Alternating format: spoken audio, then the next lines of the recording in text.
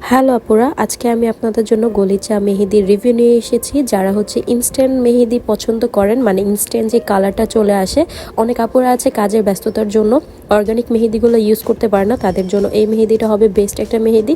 এই মেহেদিটা ইউজ করার পর 5 থেকে 15 মিনিটের মধ্যে খুব সুন্দর একটা রেড মেরুন একটা কালার চলে আসে।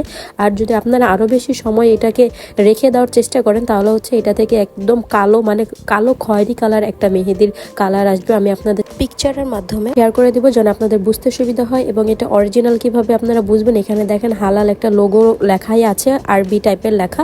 তো এটা দেখে আপনারা বুঝতে পারবেন যে এই মেহেদিটা অরিজিনাল, এবং অরিজিনাল সকল ধরনের মেহেদি আমার অ্যানিস বিউটি কর্নার পেজে পেয়ে যাবেন। এই মেহেদিটার টেক্সচার হচ্ছে একটু ইনস্ট্যান্ট মেহেদির মতো, এবং এটার কালারটা খুব সুন্দর একটা মেরুন কালার আসবে। যদি একটু লং টাইম রাখা যায় তাহলে একটা ডার্ক মেরুন কালার আসবে। পিকচার দেখলে আপনারা বুঝতে পারবেন। এবং এই মেহেদিটা অনেকেই বলে এটা পানি পানি কিনা, তো অনেক দিনের মেহেদি যেগুলো রাখা থাকে স্টকে, এগুলো থেকে অনেক সময় পানি পানি হতে পারে, কারণ অনেক সময় সামার সিজন থাকে, তো এর জন্য একটু লিকুইডই হতে পারে।